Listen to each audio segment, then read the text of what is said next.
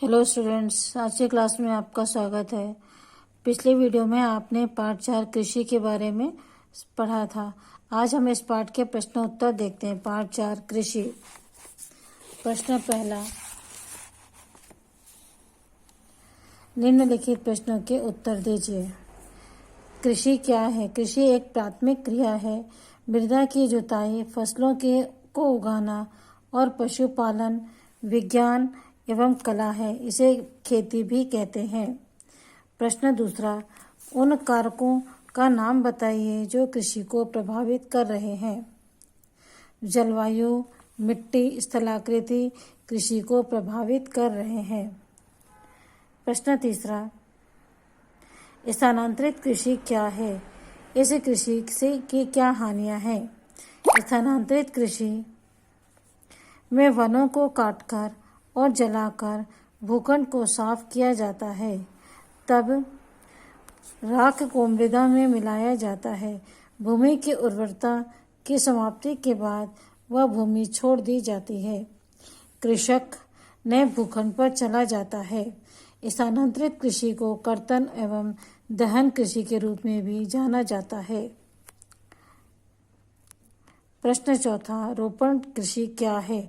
रोपण कृषि वाणिज्यिक कृषि का एक प्रकार है जहां चाय, कहवा, काजू, रबड़, केला अथवा कपास की एकल फसल उगाई जाती है। प्रश्न पांचवा, सरकार किसानों को कृषि के विकास में किस प्रकार मदद करती है?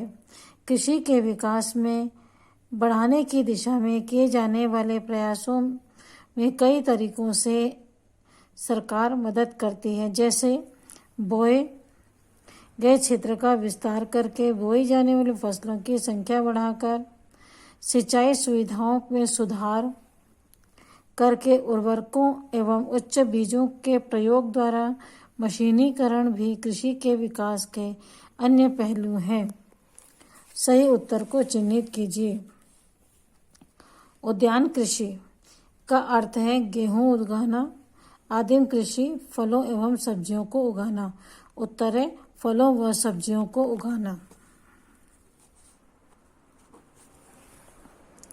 सुनहरा रेशा से अभिप्राय है चाय, कपास, पटसन। उत्तर है पटसन।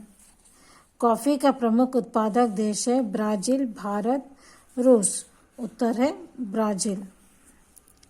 कारण बताइए। पहला है भारत में कृषि एक प्राथमिक क्रिया है। भारत की 2/3 जनसंख्या अब तक कृषि पर निर्भर है। यही कारण है कि भारत में कृषि एक प्राथमिक क्रिया है। दूसरा, विभिन्न फसलें विभिन्न प्रदेशों में उगाई जाती हैं।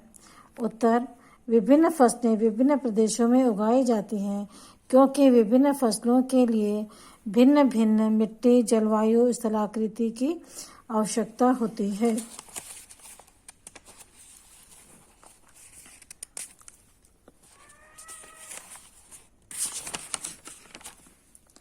अंतर स्पष्ट कीजिए। प्राथमिक क्रियाएं और तृतीयक क्रियाएं। प्राथमिक क्रियाएं जिनका संबंध प्राकृतिक संसाधनों के उत्पादन और निष्कर्षण से है। कृषि, मत्स्य और संग्रहण इनके अच्छे उदाहरण हैं, जबकि तृतीयक क्रियाएं प्राथमिक और द्वितीयक क्षेत्र को सेवा कार्यों द्वारा सहयोग प्रदान करती हैं। बैंकिंग, बीमा और विज्ञापन इसके उदाहरण हैं। दूसरा है निर्वाह कृषि और गहन कृषि में अंतर। निर्वाह कृषि और गहन कृषि। निर्वाह कृषि में कृषक परिवार की आवश्यकताओं को पूरा करने के लिए की जाती है। दूसरा, निम्न स्तरीय प्रौद्योगिकी और पारिवारिक श्रम का उपयोग किया जाता है। गहन कृषि में कृषक एक छोटे भूखंड पर साधारण औजारों और अधिक श्रम से खेती करता है।